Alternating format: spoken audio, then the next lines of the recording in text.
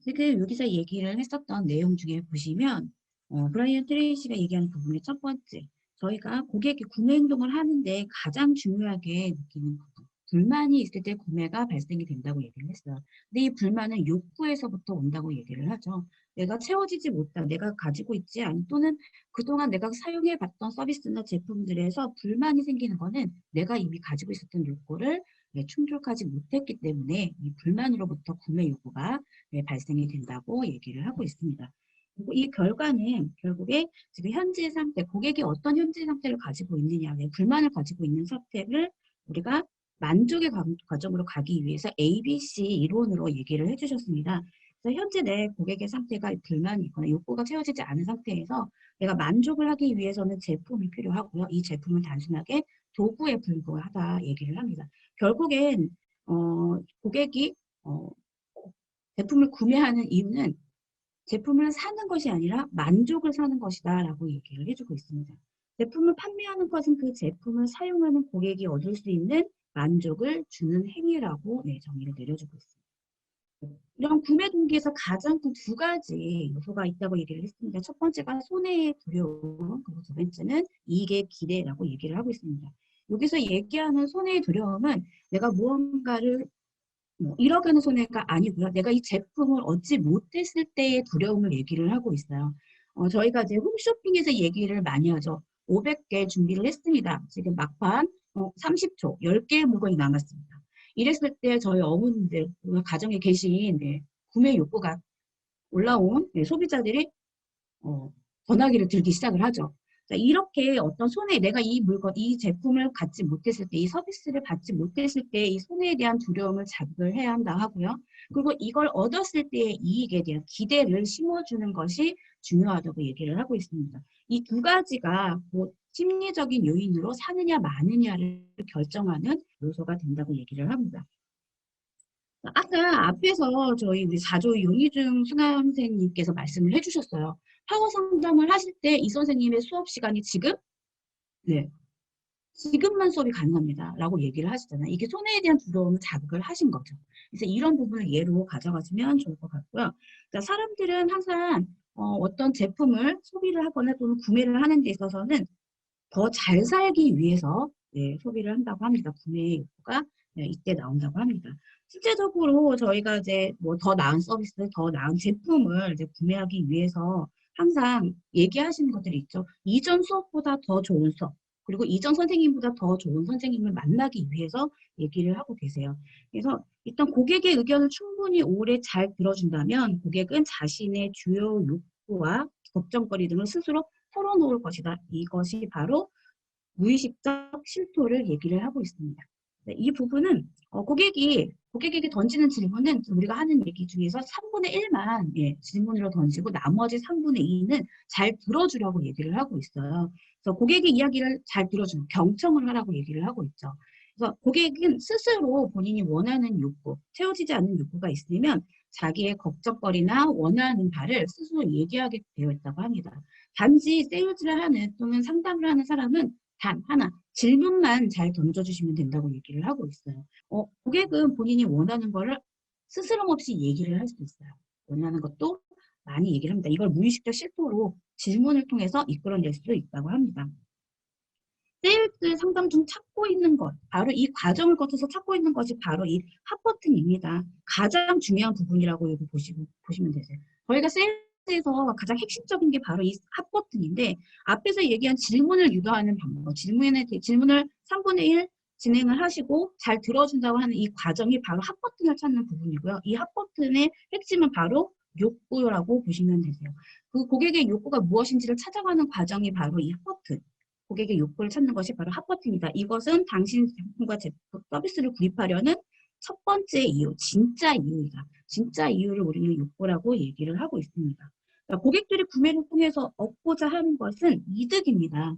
그래서 진짜 이유, 첫 번째 이유, 이것은 곧 그 이득을 원하는 욕구가 될 거고요. 우리가 찾아야 할 것이 바로 이 핫버튼입니다. 실제적으로 저희가 예를 한번 들어볼게요. 얼마 전에 이제 아이폰에서 SE 버전이 나왔을 때 가장 핫했습니다. 왜냐하면 이제 이전부터 이제 계속 디자인이 현대적으로 바뀌면서 구형 디자인을 갈망하던 아이폰 유저들이 있었어요. 근데 그분들에게 다시 한번 추억을 상기시켜주면서 옛 디자인을 다시 한번 끌어왔죠. 그런데 여기서 보셔야 될 게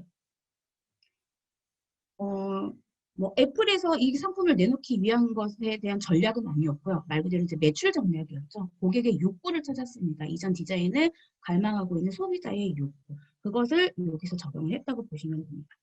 자, 여기 80대 20 법칙이라고 하는 부분이 나와요. 제품이나 서비스의 특성의 20%가 우리 구매 결정의 80%를 정한다고 합니다. 실제적으로 20%의 특성만 가지고도 구매 결정을 할 수 있다고 얘기를 하고 있죠. 실제 아까 말씀드린 SE 버전도 똑같이 엄청나게 많은 그런 결함이 있는 제품이었어요. 그 사용하신 후기를 보시면 뭐 결함이 많다 하셨는데도 불구하고 이걸 결정하는 사람이 있습니다. 많은 분들이 이걸 기다렸죠. 이거는 말 그대로 제품의 서비스, 특성 이것 중에 20%밖에 해당이 되지 않는 거예요. 구형 디자인 그리고 예전에 아이폰의 그 맛을 알기 위해서 그거를 찾기 위해서 그 결정, 그 특징 두 가지가 구매 결정 80%를 내렸다고 하고요. 대부분의 경우가 90대 10이라고 얘기를 하는데 결국에 구매 결정을 하는 데는 90%가 이 핫 버튼으로 찾아낸 욕구를 결정을 한다고 봅니다.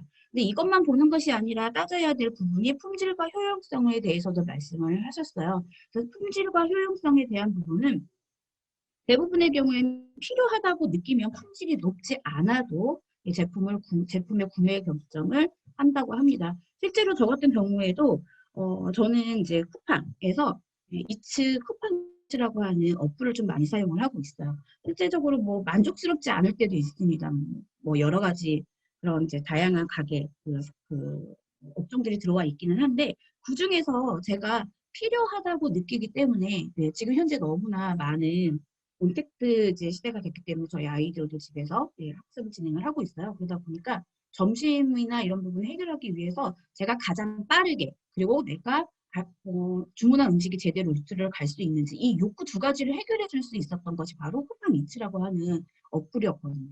결국에는 품질이 높지 않아도 내가 원하면 대부분의 경우 필요하다고 생각을 한다고 하면 이 부분 모두 다 선택을 할 수 있고 구매 결정을 한다고 합니다. 실제적으로 이제 저희가 회원을 만나고 이제 고객을 만나는 데도 있어서 고객이 필요하다고 느꼈기 때문에 저희와 이제 상담을 진행을 하고 수업을 진행을 하잖아요. 근데 이 부분에서 인증되지 않거나 공인되지 않더라도 필요하다고 느끼면 저희가 이제 이런 부분 품질이 높지 않아도 구매 결정을 한다고 합니다. 저희가 찾아야 될 부분이 바로 필요하다고 느끼는 이 부분 요것을 핫 버튼이라고 막 말씀을 드렸어요. 요걸 찾아야 되는 게 가장 중요하다고 보시면 되고요. 앞으로 이제 이후에 토의가 진행이 될 예정입니다. 이제 토의에 대한 부분은 두 가지 앞에서 말씀을 드렸어요. 자, 구매 동기, 손해와 이익에 대한 부분을 말씀을 드렸습니다. 지금 우리 고객과 만나고 있는데 우리 고객이 우리 회사 서비스, 우리와 나와 만나면서 이런 서비스를 누리지 못함으로써 어떤 손해가 발생이 될지 그거에 대해서 어떻게 전달을 해드려야 될지 그리고 또 이익에 대한 기대 나와 또는 우리 서비스를 받으시면서 우리 회사 콘텐츠와 같이 수업을 하시면서 어떤 이익을 얻어갈 수 있는지에 대해서 우리 회사 콘텐츠를 이용함에 있어서 고객이 두려워하는 손해에 대한 것 그리고 기대하는 이익이 무엇인지 첫 번째 주제로 토의를 해주시고요. 두 번째 주제는 우리 회사의 교육 서비스를 어떤 욕구를 충족하기 위해서 선택하였는지 고객은 엄청나게 많은 욕구를 가지고 있습니다. 그런데 절대 드러내지 않는다고 얘기했습니다. 이걸 드러내는 순간 내가 그 구매 결정을 할 수밖에 없기 때문에 꽁꽁 감춰놓는다고 얘기를 하죠. 저희 고객들도 마찬가지입니다. 교육 서비스를 받는 고객들이 어떤 욕구, 순경은 어떤 욕구를 충족하기 위해서 선택을 하고 계셨고 선택을 하셨는지 한번 이제 많은 상담들의 경험이 있으실 거예요. 그 과정들을 되짚어 보시면서 어떤 욕구를 충족하기 위해서 선택을 하셨는지 그리고 그 대부분이 현재 우리 교육 서비스가 어떻게 충족시켜주고 있는지 지금 현재 뭐 예를 들어 성적 향상을 위해서 저희 교육 서비스를 이용을 한다라고 하시면 우리 교육 서비스에서 성적 향상을 위해서 어떻게 충족시켜주고 있는지 개인적으로나 회사에서 가지고 있는 콘텐츠를 이용한다거나 이런 것들을 어떻게 충족시켜주고 있는지에 대해서 한번 토의를 해주시면 좋을 것 같습니다.